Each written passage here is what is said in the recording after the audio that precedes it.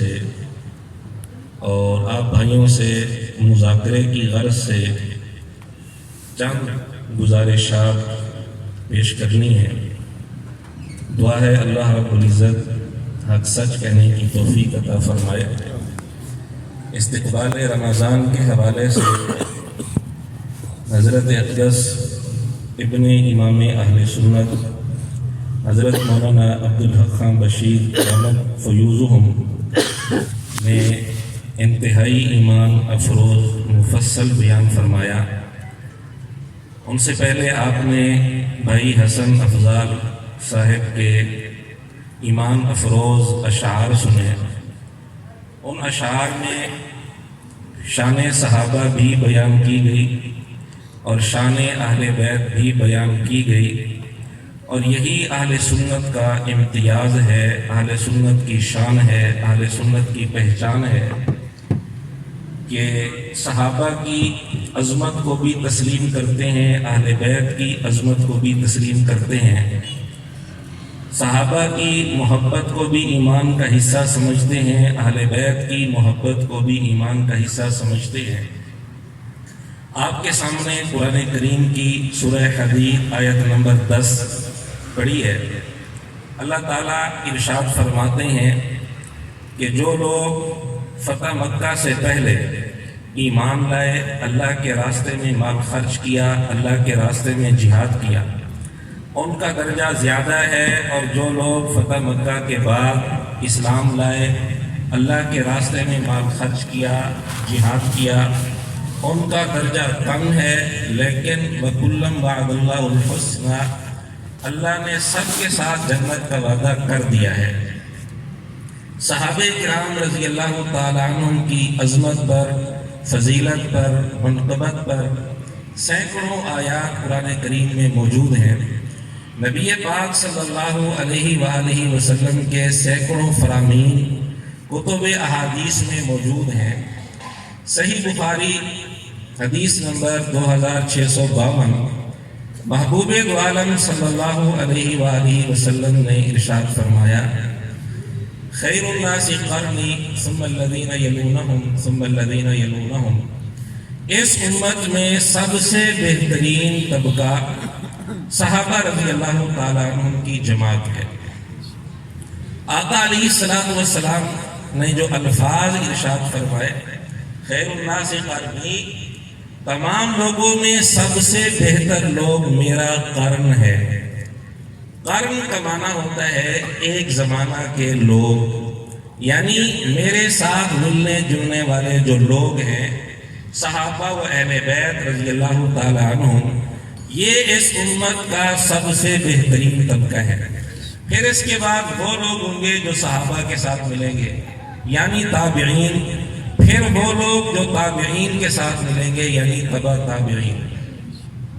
یہ عرصہ تقریباً 220 ہجری تک بنتا ہے۔ 220 ہجری تک تبع تابعین کا زمانہ ختم ہو گیا۔ یہاں آپ کے شہر جہلم کے اسی محلے میں، محلہ محلہ نمبر 1، اسی محلے سے تعلق رکھنے والے ایک صاحب ہیں، یوٹیوبر انجینئر مرزا، ساتھ ساتھ ان کے حوالے سے بھی بات ہوتی رہے گی۔ کیوں کہ نبی پاک صلی اللہ علیہ وسلم کا فرمان ہے، اس امت میں سب سے بہترین طبقہ کن کا ہے، سب سے بہترین جماعت کون سی ہے؟ مشکات المصابیح حدیث نمبر 6012، محبوب دو عالم صلی اللہ علیہ وسلم نے فرمایا، اکرموا اصحابی فانہم خیارکم، میرے صحابہ کا اکرام کرنا یہ تم میں سب سے بہترین لوگ ہیں۔ میرے صحابہ کا اکرام کرنا یہ تم میں سب سے بہترین لوگ ہیں۔ کیوں اکرام کا حکم کیوں ہے؟ ایک وجہ اس کے لیے ہے کہ ہم تک دین پہنچا ہے صحابہ و اہل بیت کے واسطے سے۔ صحابہ و اہل بیت اس امت میں دین کے سب سے بڑے محافظ اور دین کے سب سے بڑے چوکیدار ہیں، اور ڈاکو کو کبھی محافظ اچھا نہیں لگا کرتا، جو دنیا کا ڈاکو ہوتا ہے اسے دنیا کا محافظ اور چوکیدار اچھا نہیں لگا کرتا، جو دین کا ڈاکو ہوگا اسے دین کے محافظ اور چوکیدار اچھے نہیں لگیں گے۔ علماء بھی دین کے محافظ اور چوکیدار ہیں، اولیاء بھی دین کے محافظ اور چوکیدار ہیں، فقہا بھی محافظ اور چوکیدار ہیں، محدثین بھی محافظ اور چوکیدار ہیں۔ دین کے سب سے بڑے محافظ اور سب سے بڑے چوکیدار صحابہ و اہل بیت کی جماعت ہے۔ جو دین کا سب سے بڑا ڈاکو ہوگا وہ حملہ صحابہ و اہل بیت کی شان پر کرے گا، صحابہ و اہل بیت کی کردار کشی کرنے کی کوشش کرے گا۔ اس لیے محبوب دو عالم صلی اللہ علیہ وسلم نے فرمایا اکرموا اصحابی فانہم خیارکم، میرے صحابہ کا اکرام کرنا یہ تم میں سب سے بہترین لوگ ہیں۔ میں انشاءاللہ مختصر وقت میں اپنی بات مکمل کرنے کی کوشش کرتا ہوں۔ کچھ ڈاکو ایسے ہوتے ہیں جو کھلے ہوتے ہیں، ایک دشمن کھلا دشمن ہوتا ہے، سب کو پتہ ہے یہ دشمن ہے اور اس نے حملہ کرنا ہے، لیکن کچھ چھپے دشمن ہوتے ہیں، اہل سنت کا روپ دھار کر صحابہ و اہل بیت کی عزت عظمت ان کے تقدس پر حملہ کرتے ہیں، روپ اہل سنت کا دھارتے ہیں۔ انہی میں سے ایک انجینئر مرزا صاحب ہے، بظاہر اہل سنت کا روپ دھارا ہوا ہے، لیکن اس انداز سے صحابہ رضی اللہ تعالیٰ ان کی عزت پر، ان کی عظمت پر، ان کے تقدس پر اس انداز سے حملہ کرتا ہے کہ عام سادہ نوجوان سمجھ نہیں پاتے کہ اس نے کیا بات کی ہے۔ بعض نوجوان کہتے ہیں کہ جی وہ بخاری کے حوالے دیتا ہے، مسلم کے حوالے دیتا ہے، کتب حدیث کے حوالے دیتا ہے، حدیث نمبر بتاتا ہے۔ میں نے کہا بالکل کتب حدیث کے حوالے دیتا ہے، بخاری کے حوالے دیتا ہے، لیکن کس طرح دیتا ہے میں صرف ایک نمونہ آپ کے سامنے پیش کرنا چاہتا ہوں۔ صحیح بخاری حدیث نمبر 3129، امام بخاری رحمۃ اللہ علیہ نے اس حدیث پر عنوان قائم کیا باب برکت الغازی فی مالہ حیا و میتا، اللہ غازی اور مجاہد کے مال میں اس کی زندگی میں بھی برکت رکھ دیتے ہیں، اس کی وفات کے بعد بھی برکت رکھ دیتے ہیں۔ اس باب کے تحت امام بخاری رحمۃ اللہ علیہ نے ایک واقعہ بیان کیا۔ سیدنا زبیر رضی اللہ تعالیٰ عنہ اپنی شہادت سے کچھ دیر پہلے اپنے بیٹے عبداللہ بن زبیر رضی اللہ تعالیٰ عنہ سے فرماتے ہیں میرے اوپر قرضہ بہت ہے، میرے قرضے کا خیال رکھنا، قرضہ ادا کرنے کی کوشش کرنا یہ آپ کی ذمہ داری ہے۔ یہ حدیث انجینئر مرزا نے بیان کی اور کس انداز سے بیان کی وہ بھی میں آپ کے سامنے عرض کر دیتا ہوں۔ اصل واقعہ کیا ہے، صحیح بخاری میں کس طرح واقعہ ہے وہ بھی آپ کے سامنے بیان کر دیتا ہوں۔ صحیح بخاری کا نام لے کر انجینئر کہتا ہے کہ سیدنا زبیر رضی اللہ تعالیٰ عنہ پر اربوں روپے قرضہ تھا۔ پھر اس کی وجہ بتاتا ہے اربوں روپے قرضہ کیوں تھا۔ کہتے اس لیے تھا کہ لوگ ان کے پاس آ کر امانتیں رکھتے اور یہ آگے لوگوں میں خرچ کر دیا کرتے تھے۔ لوگ امانتیں رکھتے اور سیدنا زبیر رضی اللہ تعالیٰ عنہ کیا کرتے، خرچ کر دیتے۔ کسی کی امانت کو آگے خرچ کر دینا کیا ہے، اس کو کیا کہتے ہیں؟ لفظ نہیں بولا لیکن ایک جملے میں اس نے کیا بات ذہن میں ڈال دی، یہ ہے جو اس نے بات کی۔ اور صحیح بخاری کے اندر بات کیا ہے، صحیح بخاری میں ہے کہ سیدنا زبیر رضی اللہ تعالیٰ عنہ کے پاس اگر کوئی امانت رکھنے کے لیے آتا، سیدنا زبیر رضی اللہ تعالیٰ عنہ اسے کہتے ہیں بھئی یہ امانت نہیں یہ قرض ہے، اسے کہلوا لیتے یہ قرض ہے، پھر اس کو آگے خرچ کرتے۔ درمیان میں قرض والی بات اس نے چھوڑ دی اور بات کہاں سے کہاں تک پہنچ گئی۔ اگر کسی سے کوئی آدمی قرض لیتا ہے وہ آگے استعمال کر سکتا ہے، یہ کوئی عیب کی بات نہیں ہے، لیکن اگر کوئی آدمی امانت رکھتا ہے اس کو آگے خرچ کرنا خیانت ہے۔ حدیث اس نے بخاری کی بیان کی اور اس انداز سے بیان کی کہ سیدنا زبیر رضی اللہ تعالیٰ عنہ کو نعوذ باللہ کیا ٹھہرایا؟ کیا ٹھہرایا؟ خائن ٹھہرایا، نعوذ باللہ۔ سیدنا زبیر رضی اللہ تعالیٰ عنہ آقا دو عالم صلی اللہ علیہ وسلم فرماتے ہیں ہر نبی کا ایک حواری ہوتا ہے، میرا حواری زبیر ہے۔ صحابہ کرام رضی اللہ تعالیٰ عنہ محبت میں، عقیدت میں محبوب دو عالم صلی اللہ علیہ وسلم کی خدمت میں یہ عرض کیا کرتے تھے، اظہار محبت کے لیے فدا کا ابی و امی یا رسول اللہ، یا رسول اللہ میرے ماں باپ آپ پر قربان۔ دو صحابہ ہیں جن کی یہ خصوصیت ہے کہ محبوب دو عالم صلی اللہ علیہ وسلم نے انہیں فرمایا فدا کا ابی و امی۔ ایک سیدنا سعد بن ابی وقاص رضی اللہ تعالیٰ عنہ، دوسرے سیدنا زبیر رضی اللہ تعالیٰ عنہ، محبوب دو عالم صلی اللہ علیہ وسلم نے ان سے فرمایا کہ زبیر میرے ماں باپ تجھ پہ قربان، سعد میرے ماں باپ تجھ پہ قربان۔ عشرہ مبشرہ میں سے، اور ان کے متعلق صحیح بخاری کا نام دے کر گفتگو کے انداز سے کی۔ آگے چلے کہتے ہیں کہ جی اربوں روپے قرضہ تھا اور قرضہ کس طرح ادا ہوا؟ اب مرزا کے الفاظ میں جی قرضہ اس طرح ادا ہوا، ان کی زمین تھی، عبداللہ بن زبیر رضی اللہ تعالیٰ عنہ نے وہ زمین فروخت کی، 1 کروڑ کی زمین تھی۔ حضرت معاویہ رضی اللہ تعالیٰ عنہ کے پاس گئے کہ جی 1 کروڑ کی زمین ہے، آپ 1 ارب کی لے لیں۔ 1 کروڑ کی زمین ہے، 1 ارب کی لے لیں۔ حضرت معاویہ رضی اللہ تعالیٰ عنہ نے وہ 1 ارب کی زمین لے لی۔ اس طرح مشکل سے قرضہ ادا ہوا، یہ اس کے الفاظ سنا رہا ہوں۔ اور حضرت معاویہ رضی اللہ تعالیٰ عنہ نے وہ 1 ارب جیب سے نہیں دیا، بیت المال سے دیا ہے۔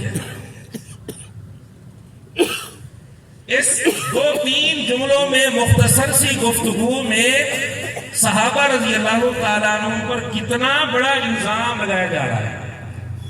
ایک عام آدمی پر بھی اگر کوئی الزام لگاتا ہے کہ اس نے 1 روپیہ بیت المال سے دیا ہے، 1 روپیہ، اس کو بہت بڑا الزام سمجھا جاتا ہے، اور اس نے 1 ارب روپے کا الزام لگایا سیدنا معاویہ رضی اللہ تعالیٰ عنہ پر، انتہائی جھوٹا الزام، اور صحیح بخاری کا نام لے کر۔ اب نوجوان کہتے ہیں کہ جی یہ بخاری کے حوالے سے حدیثیں سناتا ہے، نام تو اس نے بخاری کا لے لیا، لیکن بخاری کا نام لے کر اتنے جھوٹے الزامات۔ اصل حدیث کیا ہے؟ 3129 نمبر، آپ خود جا کر چیک کر لینا۔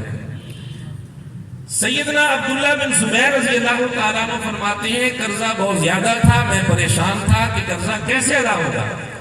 مجھے اس بات پر بھی خوشی تھی، میں اس پر بھی راضی تھا کہ میرے والد کا قرضہ ادا ہو جائے، ہمارے حصے میں، وارثوں کے حصے میں 1 روپیہ بھی نہ آئے، لیکن اللہ نے میرے والد کے مال میں برکت ایسی رکھی کہ قرضہ بھی سارا ادا ہو گیا، ہر وارث کے حصے میں کافی سارا مال بھی آ گیا۔ اسی لیے امام بخاری رحمۃ اللہ علیہ نے اس کو عنوان کیا کیا؟ باب برکت الغازی فی مالہ حیا و میتا۔ اللہ مجاہد کے مال میں، اس کی زندگی میں بھی برکت رکھ دیتے ہیں، اس کی وفات کے بعد بھی برکت رکھ دیتے ہیں۔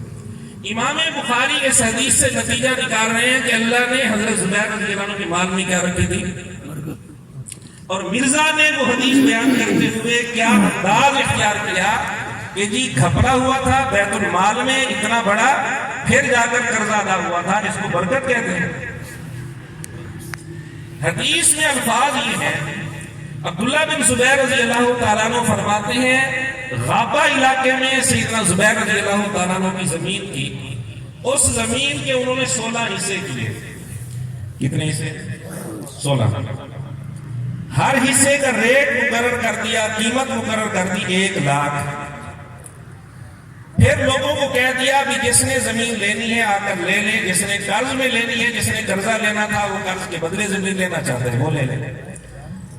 عبداللہ بن جعفر رضی اللہ تعالیٰ عنہ سیدنا علی رضی اللہ تعالیٰ عنہ کے بھتیجے ہیں، جعفر طیار رضی اللہ تعالیٰ عنہ کے بیٹے ہیں۔ انہوں نے سیدنا زبیر رضی اللہ تعالیٰ عنہ سے 4 لاکھ قرض لینا تھا۔ کتنا؟ 4 لاکھ۔ 4 لاکھ کے بدلے انہوں نے 4 حصے لے لیے، کیونکہ ہر حصے کی قیمت کتنی تھی؟ 1 لاکھ. اسی طرح فروخت ہوتے گئے حصے، اور کوئی قرض والے تھے، قرض کے بدلے انہوں نے زمین لے لی، کسی نے ویسے قیمتاً لے لی. 11.5 حصے اس طرح چلے گئے اور قرضہ سارا ادا ہو گیا. 11.5 حصے فروخت ہو گئے اور قرضہ، یہ الفاظ موجود ہیں بخاری میں، قرضہ ادا ہو گیا. ابھی سیدنا معاویہ رضی اللہ عنہ کے پاس گئے ہی نہیں اور قرضہ پہلے ادا ہو چکے ہیں. 11.5 حصے نکل گئے، باقی بچے 4.5 حصے. یہ پھر گئے ہیں سیدنا معاویہ رضی اللہ عنہ کے پاس. حضرت معاویہ رضی اللہ تعالیٰ عنہ نے پوچھا کتنے حصے بچ گئے؟ انہوں نے کہا 4.5 حصے. وہیں 3 حضرات اور بیٹھے تھے، انہوں نے کہا 1 حصہ ہم لے لیتے ہیں، 1 لاکھ کا. 3 حصے یوں چلے گئے، باقی بچے 1.5 حصہ. سیدنا معاویہ رضی اللہ تعالیٰ عنہ نے آخر میں کہا چلو 1.5 حصہ میں رکھ لیتا ہوں، 1.5 لاکھ کا. اتنی سی بات تھی، اس نے اس کو کیا رنگ دے دیا کہ جی 1 کروڑ کی زمین تھی اور حضرت معاویہ رضی اللہ عنہ نے 1 ارب کی لے لی، 100 گنا قیمت زیادہ کر کے. نعوذ باللہ، صحابہ کرام رضی اللہ تعالیٰ عنہ پر اتنا جھوٹا الزام. باقیوں نے بھی 1 حصہ کتنے کا خریدا تھا؟ جتنی قیمت باقیوں نے دی تھی اتنی ہی قیمت سیدنا معاویہ رضی اللہ تعالیٰ عنہ نے دی. مجھے بتائیں کون عقل مند انسان ہے جو کسی چیز کی قیمت 100 گنا زیادہ کر کے دے اپنی جیب سے؟ حضرت معاویہ رضی اللہ تعالیٰ عنہ پر تو اس نے الزام لگایا، باقیوں نے تو اپنی جیب سے ادا کیے تھے نا پیسے. اگر باقی لوگ اپنی جیب سے 1 لاکھ روپیہ ادا کر سکتے ہیں، سیدنا معاویہ رضی اللہ تعالیٰ عنہ 1.5 لاکھ جیب سے ادا کیوں نہیں کر سکتے؟ اتنا جھوٹا الزام، اور بخاری کا نام لے کر. اور دوسری طرف بارہا اپنی ویڈیوز میں کہہ چکا ہے کوئی کسی پر جھوٹا الزام لگائے اس کو 80 کوڑے لگنے چاہیے. میں نے کہا اگر یہی اصول لیا جائے، اتنے جھوٹے الزامات لگائے اس نے، اگر ہر الزام پر 80 کوڑے لگے اس بیچارے کا کچومر نکل جائے. ایک حدیث بیان کرتے ہوئے کتنے صحابہ پر اس نے کتنے جھوٹے الزام لگا دیے. اسی حدیث میں ہے عبداللہ بن جعفر رضی اللہ تعالیٰ عنہ نے، جنہوں نے کتنے حصے لیے تھے؟ 4 حصے، 4 لاکھ کے بدلے. عبداللہ بن جعفر رضی اللہ عنہ نے یہ 4 حصے بیچ دیے حضرت معاویہ رضی اللہ تعالیٰ عنہ کو 6 لاکھ کے بدلے. کتنے کے بدلے؟ 2 لاکھ کے نفع کے ساتھ. نعوذ باللہ، اگر یہ کہا جائے کہ سیدنا معاویہ رضی اللہ تعالیٰ عنہ نے پیسہ بیت المال سے دیا تھا، ہمارا سوال ہے عبداللہ بن جعفر رضی اللہ تعالیٰ عنہ سیدنا علی رضی اللہ تعالیٰ عنہ کے بھتیجے، کیا ان کو اس چیز کا علم تھا؟ اگر اس کا علم تھا کہ وہ پیسہ بیت المال سے دے رہے ہیں تو اس گھپلے کے اندر نعوذ باللہ وہ بھی شریک ہو گئے. سیدنا معاویہ رضی اللہ تعالیٰ عنہ کے بغض میں آ کر اس کو کچھ حیا نہیں آئی کہ اس الزام کی زد میں اہل بیت بھی آ رہے ہیں. اگر ان کو علم نہیں تھا تو 1400 سال کے بعد اس کو کیسے پتا چل گیا کہ انہوں نے بیت المال سے دیے تھے؟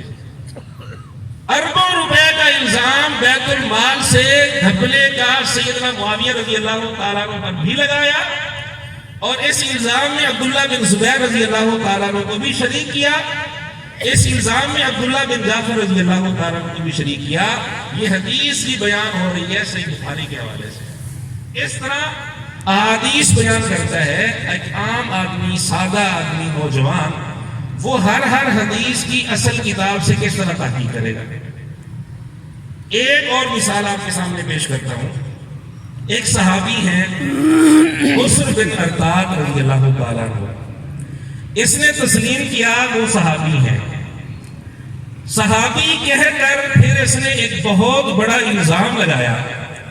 کہتے ہیں کہ جی یہ صحابی ہیں اور یہ وہ صحابی ہیں جن کے بارے میں محدثین کا اتفاق ہے کہ ان کے نام اعمال میں رتی برابر نیکی نہیں ہے.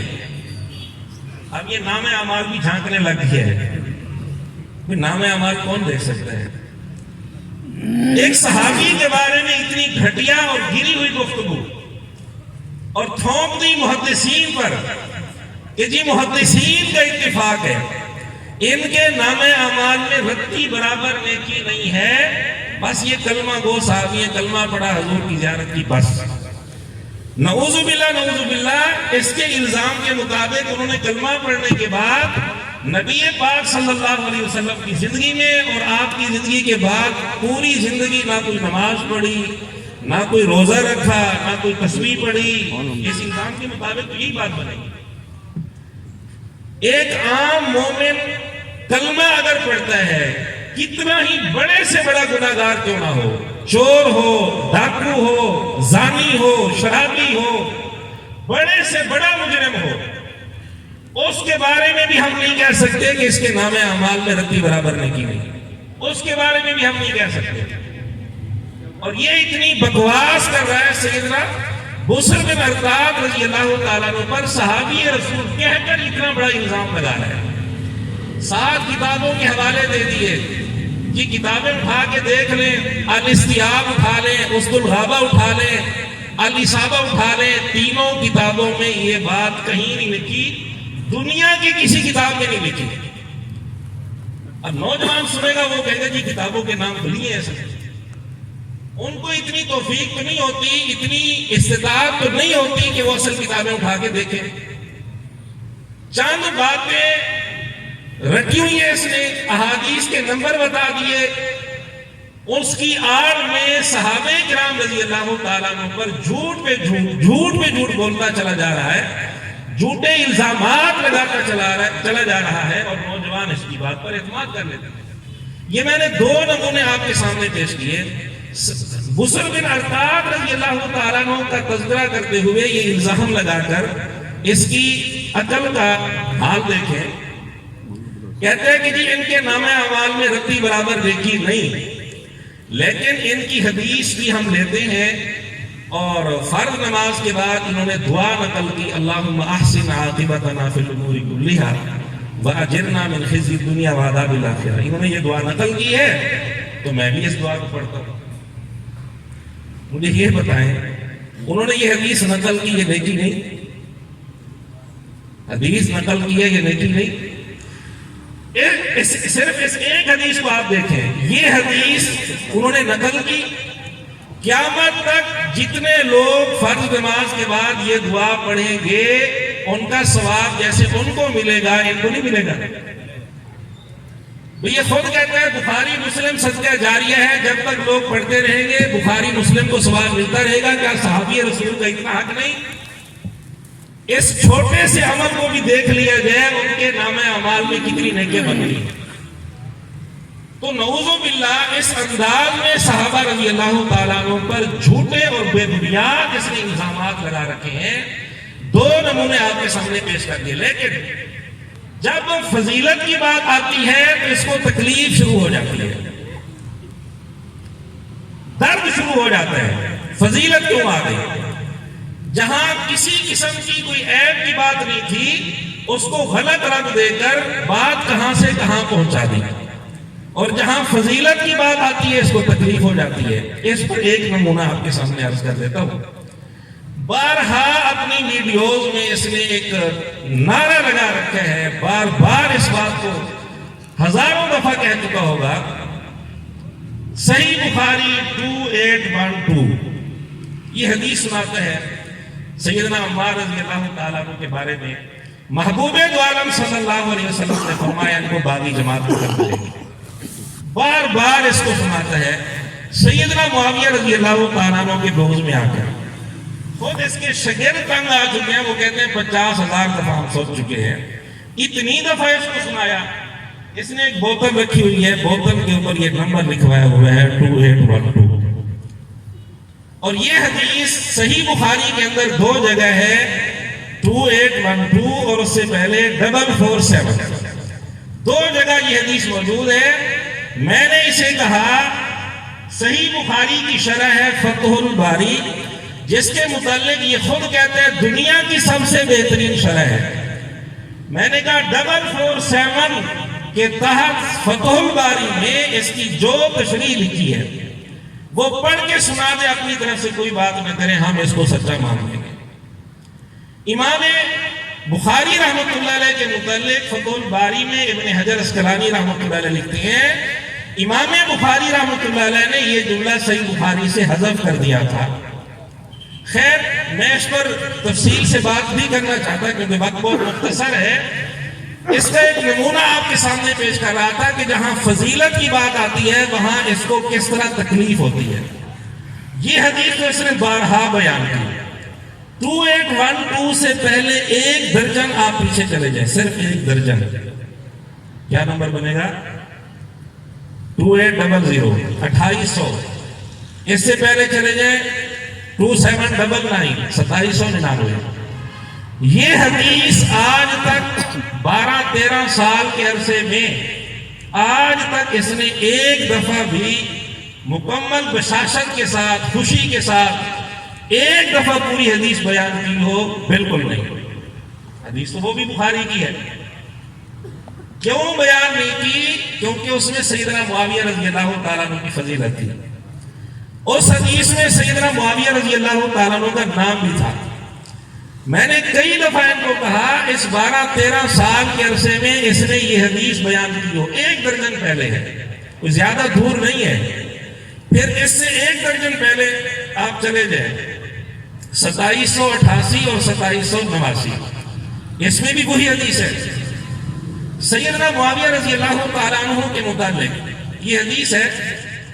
حدیث کے الفاظ اور مضمون یہ ہے کہ آقا علیہ السلام ام حرام رضی اللہ تعالیٰ عنہ کے گھر آرام فرما تھے، بیدار ہوئے، آپ کے چہرے مبارک پر خوشی کے آثار تھے۔ ام حرام رضی اللہ تعالیٰ عنہ نے عرض کیا، یا رسول اللہ آپ خوش ہیں، اس کی وجہ؟ آپ نے فرمایا میں نے خواب میں میری امت کے لوگ میرے سامنے پیش کیے گئے، سمندر میں سوار ہو کر جہاد کے لیے جا رہے ہیں، ایسے بیٹھے ہیں جیسے بادشاہ تخت پر بیٹھے ہوتے۔ نبی پاک صلی اللہ علیہ وسلم بہت خوش۔ ام حرام رضی اللہ عنہا نے عرض کیا، یا رسول اللہ دعا کیجیے اللہ مجھے ان میں شامل کر دے۔ آپ نے دعا فرمائی کہ یا اللہ ام حرام کو بھی ان لوگوں میں شامل کر دے۔ پھر آپ آرام فرما ہو گئے، تھوڑی دیر کے بعد پھر بیدار ہوئے، چہرے انور پر انتہائی خوشی کا عالم۔ ام حرام رضی اللہ عنہا نے عرض کیا کہ یا رسول اللہ آپ پھر خوش ہیں، اس کی وجہ؟ آپ نے پھر وہی بات ارشاد فرمائی کہ میرے سامنے کچھ اور لوگ پیش کیے گئے جو سمندر میں سوار ہو کر جہاد کے لیے جا رہے ہیں۔ ام حرام رضی اللہ عنہا نے عرض کیا، یا رسول اللہ دعا کیجیے اللہ مجھے ان میں شامل کر دے۔ آپ نے فرمایا نہیں، تو ان میں شامل نہیں، پہلے لوگوں میں شامل ہے۔ اسی حدیث میں ہے 2799 نمبر میں، سیدنا معاویہ رضی اللہ تعالیٰ عنہ کی قیادت میں پہلا سمندری لشکر جہاد کے لیے گیا تھا، اور اسی سفر میں ام حرام رضی اللہ عنہا شریک تھی۔ اسی سفر میں فوت بھی ہو گئی، دوسرے لشکر میں ان کو شرکت کا موقع مل ہی نہیں سکا۔ حدیث نمبر 2994 2924 یہ بھی صحیح بخاری میں ہے۔ آقا علیہ السلام نے فرمایا پہلا لشکر جو سمندری جہاد کے لیے جائے گا قد اوجبوا، اس پر جنت واجب۔ سمندری جہاد کے لیے پہلا لشکر کس کی قیادت میں گیا تھا؟ سیدنا معاویہ رضی اللہ تعالیٰ عنہ کی قیادت میں۔ اتنی بڑی فضیلت ہے، اس کو اب تکلیف شروع ہو گئی۔ ایک تو اس نے آج تک یہ حدیث بیان نہیں کی، تو ہمارا سوال تو بنتا ہے کہ 2812 ہزاروں دفعہ بیان کی جائے اور اسی سے 1 درجن پہلے حدیث ہے وہ ایک دفعہ بھی زندگی میں بیان نہ کی جائے، اس کی وجہ؟ اگر حدیث کے ساتھ محبت ہے، حدیث کی اشاعت مقصود ہے، حدیث تو وہ بھی بخاری میں موجود ہے۔ میں نے تو یہاں تک گزارش کی کہ بوتل پر 2812 نمبر لکھوایا ہوا ہے، اسی بوتل پر 2799 یہ نمبر لکھوائے اور مسکرا کر خوشی سے بشاشت کے ساتھ یہ حدیث مکمل سنا دے، ہم اس کی خدمت میں 10,000 روپے ہدیہ پیش کریں گے، لیکن نہیں سنائے گا۔ اب اس حدیث پر اس کو تکلیف ہوئی، اس کے الفاظ سنے، کتنی گھٹیا سوچ، کتنی گری ہوئی سوچ ہے۔ جب اس کو بتایا گیا، اسے پوچھا گیا کہ جی اس میں سیدنا معاویہ رضی اللہ عنہ کی فضیلت ہے، کہتے ہیں جی بالکل سمندری جہاد والی حدیث موجود ہے، لیکن کوئی بات نہیں، یہ کوئی اتنی بڑی فضیلت نہیں، سمندری جہاد آپ گھر بیٹھے کر سکتے ہیں۔ تکلیف ہو رہی ہے نا اس فضیلت پر۔ سمندری جہاد گھر بیٹھے کر سکتے ہیں. کیسے؟ کہتے ہیں زیادہ سے زیادہ اس میں جنت کی بشارت ہے نا. جنت کی بشارت آپ گھر بیٹھ کے لے سکتے ہیں. وضو کے بعد دعا پڑھ لیں اشہد ان لا الہ الا اللہ وحدہ لا شریک لہ واشہد ان محمدا عبدہ ورسولہ. جنت کی بشارت ہے. سمندری جہاد آپ گھر بیٹھ کے کر سکتے ہیں. میں نے کہا یہ حکمت نہ ام حرام رضی اللہ عنہا کو سمجھ آئی. ام حرام رضی اللہ عنہا سوچ سکتی تھی نا مجھے اتنا کٹھن سفر کرنے کی کیا ضرورت ہے. ایک عورت ہو کر میں اتنے مشکل سفر پر کیوں جاؤں. 5 وقت میں نے وضو کرنا ہے, وضو کے بعد دعا پڑھنی ہے, جنت کی بشارت مجھے مل جائے گی. اگر ام حرام رضی اللہ عنہا نے کہہ دیا تھا, نبی پاک صلی اللہ علیہ وسلم سمجھا دیتے بھی ام حرام تو ایک عورت ہے, سفر بڑا مشکل ہے, تجھے یہ بشارت گھر بیٹھے مل جائے گی. اتنے صحابہ اس لشکر کے اندر شریک ہوئے, گھر بار چھوڑا, علاقہ چھوڑا, بچے چھوڑے, اتنا کٹھن سفر کیا. ان کے ذہن میں یہ حکمت نہیں آئی, یہ حکمت اس کے ذہن میں آئی کہ گھر بیٹھ کر سمندری جہاد ہو سکتا ہے. نعوذ باللہ. کیوں یہ جملے کیوں اس کو بولنے پڑے کہ سیدنا معاویہ رضی اللہ تعالیٰ عنہ کی فضیلت آ گئی. اس کو تکلیف شروع ہوگی کہ یہ فضیلت کیوں ہے. 2812 اور اسی طرح کئی ساری حدیثیں اس نے بیان کی بخاری کے حوالے سے, مسلم کے حوالے سے. جب علماء نے کہا کہ یہ حدیثیں جن کو غلط رنگ دے کر صحابہ رضی اللہ تعالیٰ عنہ کے متعلق, سیدنا معاویہ رضی اللہ تعالیٰ عنہ کے متعلق اس نے منفی سوچ نوجوانوں کے ذہن میں پیدا کرنے کی کوشش کی, بھئی یہ حدیثیں آپ بیان نہ کریں یا کم از کم ان کو غلط رنگ نہ دیں, تو مرزے کے الفاظ ذرا سنیں. کہتے ہیں جب بخاری مسلم میں حدیثیں موجود ہیں میں کیوں نہ بیان کروں, کسی کا لحاظ کرتے ہوئے میں کیوں خاموش ہو جاؤں. کیا تم نبی پاک صلی اللہ علیہ وسلم کی زبان بند کرنا چاہتے ہو؟ تم کہتے ہو یہ حدیثیں ڈسکس نہ کی جائیں, تو نبی پاک صلی اللہ علیہ وسلم نے ان کو کیوں ڈسکس کیا؟ جب حضور نے ڈسکس کیا میں کیوں ڈسکس نہ کروں. یہ آپ ذرا الفاظ سنتے جائیں, اس کا انداز دیکھتے جائیں. یہاں تک اس نے کہا کہ سیدنا معاویہ رضی اللہ عنہ قبر سے اٹھ کے آ جائیں, سیدنا عمر بن عاص رضی اللہ عنہ قبر سے اٹھ کے آ جائیں, مغیرہ بن شعبہ رضی اللہ عنہ قبر سے اٹھ کے آ جائیں, مجھے کہیں یہ حدیث بیان نہ کرو. میں ان کو کہوں گا میں نے آپ کا کلمہ نہیں پڑھا, میں تو بیان کروں گا. یہ سن لیا آپ نے بات. اب اس کی منافقت آپ کو دکھانی ہے کہ منافقت کس طرح اس کے اندر کوٹ کوٹ کر بھری ہوئی ہے. دوہرا معیار کس حد تک یہ اختیار کرتا ہے. ایک طرف یہ بیان بازی, دوسری طرف اسی صحیح بخاری میں 10 حدیثیں موجود ہیں جناب ابو طالب کے عدم ایمان پر. صحیح مسلم میں 10 حدیثیں موجود ہیں جناب ابو طالب کے عدم ایمان پر. لیکن ہم اپنے سٹیج سے ان کو بلا وجہ نہیں اچھالتے اس مسئلے کو. جناب ابو طالب کی چونکہ نبی پاک صلی اللہ علیہ وسلم کے ساتھ نسبت ہے, بلا وجہ ہم ان کو نہیں اچھالتے. اس سے سوال ہوا کہ صحیح بخاری میں, مسلم میں حدیثیں موجود ہیں, جناب ابو طالب کے بارے میں آپ کیا کہتے ہیں؟ وہاں اس کو کیا کہنا چاہیے تھا؟ یہ ساری حدیثیں نمبرنگ کے ساتھ, یہ جیسے کہتے ہیں نا انٹرنیشنل نمبرنگ, نمبر بتا کر نمبرنگ کے ساتھ یہ ساری حدیثیں اس کو سنانی چاہیے تھی. اور اس کو کہنا چاہیے تھا نا کہ میں کسی کا لحاظ کرتے ہوئے کیوں چپ ہو جاؤں, میں تو یہ حدیثیں سناؤں گا. اس کو کہنا چاہیے تھا نا اپنے اسی طرز پر چلتے ہوئے کہ جی جناب ابو طالب بھی قبر سے اٹھ کے آ جائے, وہ مجھے کہ یہ حدیثیں بیان نہ کرو, میں تو بیان کروں گا. یہاں یہ انداز اس کو اختیار کرنا چاہیے تھا جو اس نے انداز صحابہ کے متعلق اختیار کیا. لیکن جب اس سے پوچھا گیا, یہ کہتے ہیں کہ جی اس جناب ابو طالب کے بارے میں دونوں طرح کی روایات ہیں, دونوں رائے موجود ہیں, اس لیے خاموشی اختیار کرنی چاہیے. جب علماء نے کہا صحابہ رضی اللہ تعالیٰ عنہ کے متعلق خاموشی اختیار کی جائے, وہاں انداز یہ تھا. لیکن جب جناب ابو طالب کی باری آئی, ان کی بات آئی, وہاں انداز یہ تھا. اس کو منافقت نہیں کہیں گے تو اور کیا کہیں گے. دعا ہے اللہ رب العزت تمام مسلمانوں کی اس فتنے سے حفاظت فرمائے. چند ایک لوگ کے سامنے پیش کر دیے, اور اس کی اس منافقت, دوہرا معیار, صحابہ کرام رضی اللہ تعالیٰ عنہ پر جھوٹے الزامات جو اس نے لگائے, وہ اس حوالے سے میں نے مستقل کام شروع کیا ہوا ہے، یوٹیوب چینل بھی ہے، فیس بک پر پیج بھی ہے. آپ لکھیں گے عمران حنفی علی مرزا، آپ کے سامنے کوئی نہ کوئی کلپ آ جائے گا. کسی بھائی کو کسی قسم کا کوئی اس بارے میں اشکال ہو، انشاءاللہ ہم اس کے اشکال کو دور کرنے کے لیے تیار ہیں. وآخر دعوانا